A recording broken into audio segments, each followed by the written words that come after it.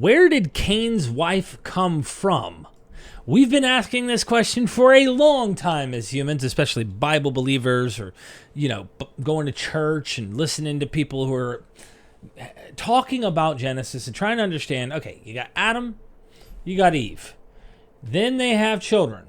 They have, they make, and then they have Cain and Abel. That's it. No mention of daughters, right? No mention of, all of these children. So when Cain kills Abel, how the heck is he afraid of all these other people coming after him? He takes his wife. He has a wife. Where do these people come from? There's no other people. So the excuse is, well, the bloodline was pure back then and just incest and all that kind of stuff. We've been hearing this for a long time. So I'm really interested in Dan McLellan's take on this, and I'll give you guys I'll elaborate a little further on some of the stuff I've read over time. But make sure you subscribe to Dan McLellan's YouTube channel. Of course, subscribe to us. 70% of you watching, 70-ish, are not subscribed, but you're watching. Please take the time to check the bell and hit all when you subscribe. It'll notify you. It's important you do. It helps our channel. Of course, like and comment down below. Let's see what Dan has to say. If Adam and Eve are the only two humans on earth at the beginning of Genesis,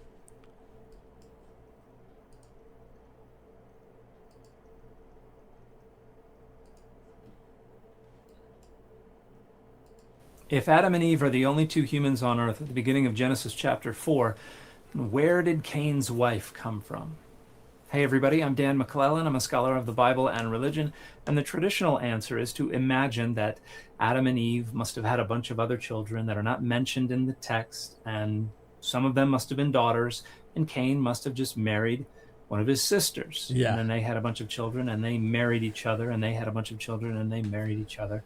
And incest was just the law of the land for generations upon generations. And while this harmonizes what's going on between Genesis chapter 3 and 4, it doesn't fit what's actually in the text. In fact, it is precluded by the text. Because not only does the text not mention any other children born to Adam and Eve that Cain could have married, but it actually indicates that Adam and Eve did not have any other children until after Cain had had his own children with his wife. Because in Genesis 4:1, it says, the human, or Adam, knew Eve, his wife. That means had sex with her. And she bore Cain and then Abel. And then Cain kills Abel. Way down in verse 25. And by the way, I even think that there might be echoes of this motif where you see Jacob and Esau, or these kind of these brotherly situations. Not saying that Cain is a twin of Esau or anything like that, but that the older will serve the younger kind of motif. You do kind of see this throughout the Bible. I'm not saying this particular passage gives that idea, but the older doesn't look to be in a positive light like the younger. It says, then Adam knew his wife again. Then Adam knew his wife again. Where else has Adam known his wife? Only in verse 1. Yeah. Verse 25 is talking about the next time Adam knew his wife after conceiving Cain and Abel. So that's an important... the text is very explicit that there's Adam knew his wife again after he had Cain and then has Abel. There's no other kids being produced. There's no evidence of that in this text. And after they give birth to Seth, Eve then says, God has given me another child in the place of Abel, who was killed. In other words, this is the very next child after Abel. And that does not happen until after Cain has already had a bunch of children and grandchildren with his wife.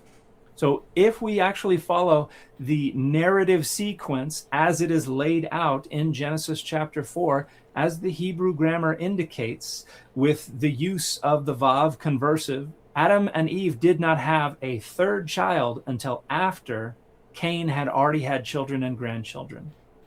And they all had their own wives as well. Another peculiarity about Genesis chapter 4 is that it does not seem to be aware of a flood, because it mentions... You said this is interesting. So it's interesting to see the overlap between the videos he's done, and this is an older video that was done 11 months ago or something. but you can see the scholarly kind of repetition and overlap in what we just saw earlier about the genealogies between Enoch in both of the genealogies. Cain's missing in one of them. Offspring having children who are the ancestors of the people who dwell in tents and who play certain musical instruments and things like that, which is an etiology for people groups that the author knows about in their own time. So the people who play the flutes, that do this, that do that, are a etiology for people groups. We'll get to that in just a moment to kind of touch on Cain himself, maybe an etiological legend or myth, if you will, representing a people groups, whether it be Kenites or even the Canaanites themselves. There's all sorts of interesting stuff. However, none of them could be connected to people who are around in the author's own time if a flood had killed everyone on earth except for Noah and his household, which indicates that the author of Genesis 4 is unaware of a global flood that killed everyone except for Noah and his household. So how can this be? Well, it's very simple. The author of Genesis chapter 4 does not know about a world where Adam and Eve are the only humans alive. The author of Genesis chapter 4 knows an entirely populated world. And this is why Cain can be afraid that somebody out there is going to kill him. Because if it's just Adam, Eve, and Cain, makes no sense. He doesn't really have other people to be afraid of. And this is why Cain can go relocate to another place that already has a name. And this is why Cain can have a wife. Because the author of Genesis 4, who is different from the author of Genesis 2 and 3, and who is different from the author of Genesis 5, imagines that the world is already fully populated. So that's an important... I love scholarship that points out different discrepancies and shows different sources, which means different minds are writing this material, and they do not, this has been inserted at some point by a later scribe, that they're just putting side by side narratives, and someone probably tried to find a way to make it make sense, but it doesn't add up. And another indicator that Genesis 4 is distinct from Genesis 5 is that the genealogy that is represented in Genesis 4 is repeated. Yeah. Sometimes exactly, sometimes with slight variations in Genesis 5, but it is not Cain's genealogy, it is Seth's genealogy. And so we have a bunch of parallels. And there's not really a plausible way to harmonize the genealogies of chapters 4 and 5. So these are different sources that are being brought together by editors in much later time periods. And so when Genesis chapter 3 ends and Genesis chapter 4 begins, that's an editorial scene. And we have a different source that is responsible for telling the stories that we find in Genesis chapter 4. And then again, once Genesis chapter 5 begins, it's a different source that is telling those stories as well. And this is why there is contradiction. This is why there is disagreement. This is why Cain is able to find a wife, even though, according to Genesis chapter 3, he and his parents were supposed to be the only 3 humans on earth, and his parents would not have another child until after he had children and grandchildren. The Bible is not univocal. Much of the Bible was cobbled together from various independent sources. Sometimes things were integrated, sometimes things were deleted, sometimes things were added, sometimes different tellings of the same story exist in different parts of the text. Sometimes they were put one after the other. The Bible is a collection, an anthology of a variety of different stories told by different authors and editors to different audiences in different times and places and for different reasons. And they frequently disagree with each other. And that is a much better way to take the Bible seriously than to impose the presupposition of univocality and force the Bible to fit what you determine it is allowed to say and what it is not allowed to say. That's not taking the Bible seriously. And that approach is only taking seriously those dogmas and those traditions and not what's actually in the Bible. And Sugar, the fit for this video has been Rogue. Okay, ladies and gentlemen. Well, here's the deal. I really enjoy Dan McLellan's videos. I mean, it's obvious it's not univocal.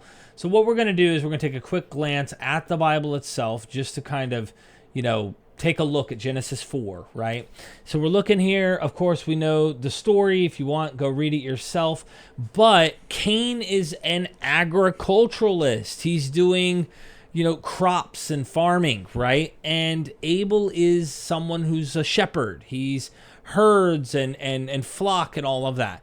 This goes way back. I mean, Mesopotamia has this ancient motif between the shepherd and the farmer. And there's debate, and this goes all the way back with Ishtar and stuff, and like competitions going on with various motifs throughout time. But the Bible, specifically Genesis 1 through, well, really Genesis period, but you get this idea in Genesis 1 through 11, where cities and civilization, no, boo-boo, bad.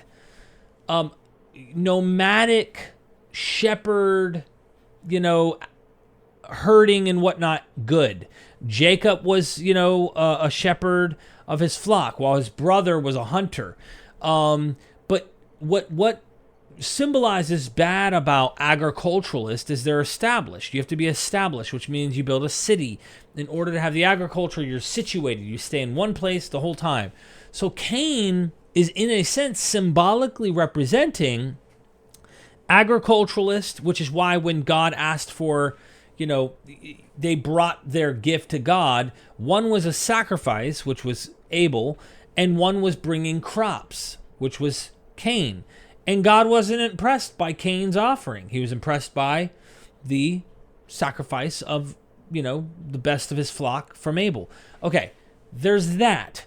But agriculturalists are also civilized. They're going to be in cities, okay? So you get pretty much Cain kills his brother, and then the blood is crying out from the earth, right? God goes to, cause vengeance, right? But the Lord said, verse 15, to him, "Not so. Anyone who kills Cain will suffer vengeance 7 times over." Then the Lord put a mark on Cain so that no one who found him would kill him. So Cain went out from the Lord's presence and lived in the land of Nod, east of Eden. Where is this land, right? He's being exiled from whatever land they're in. So what is that land that they suppose that they're in? He went out from the Lord's presence of Eden. Is this Israel? Is this the land, the promised land that has been spoken of by Abraham later and stuff? Many scholars think, yeah, this is referring to Israel. This is referring to the land, the promised land that was supposed to be given to later ancestors.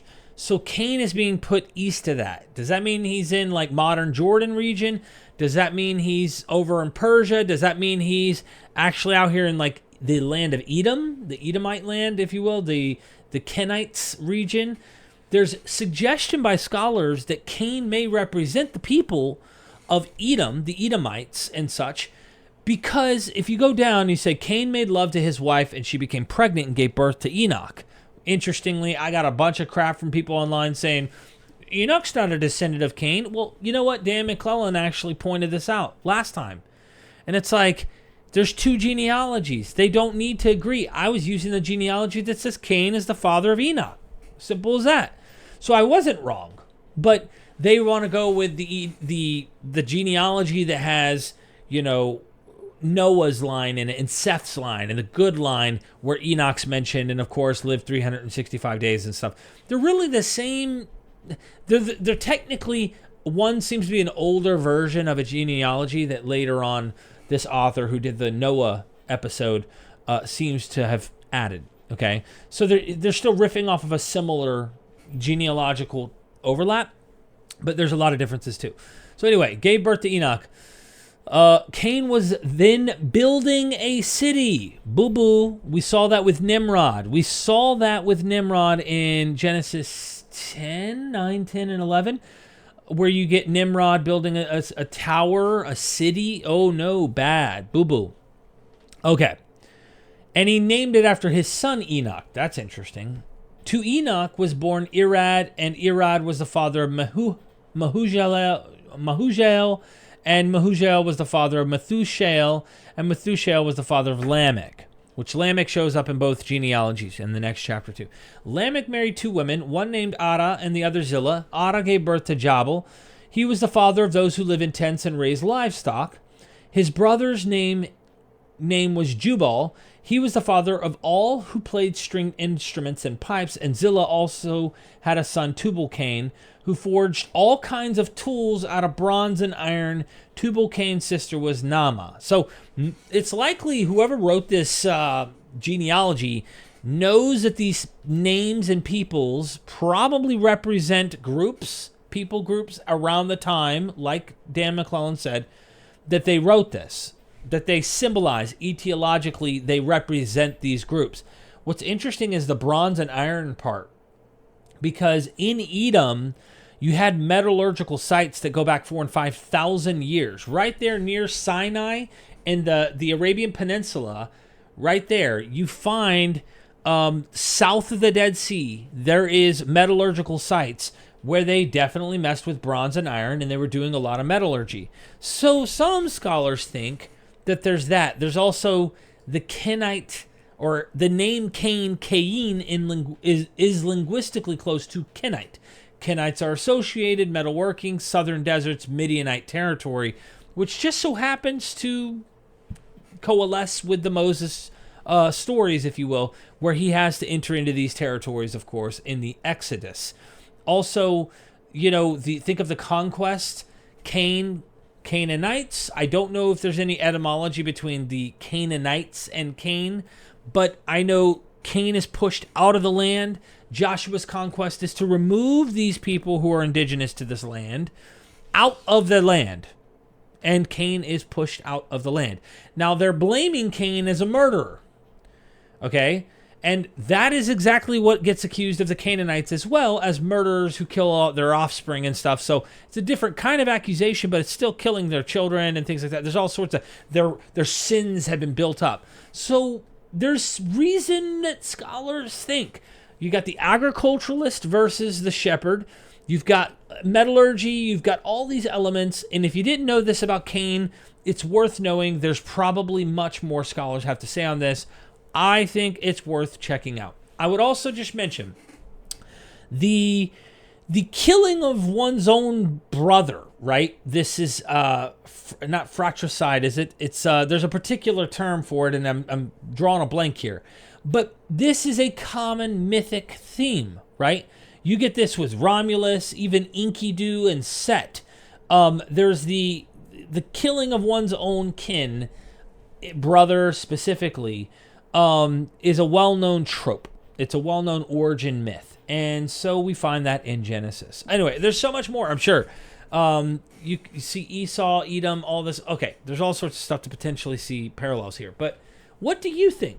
Comment down below. I love listening to what Dan's saying. He's a Hebrew Bible expert. I love that he gets into the language as something I don't understand or don't know. But I've been learning a lot from scholars over a long period of time now, and there's some great stuff that you can learn. I think it's needed in a world where you're trying to be critical and also be humane. Thank you so much for being here. Make sure you subscribe, like, and comment down below. Dan McLellan's channel, subscribe to as well. Until next time, see you then.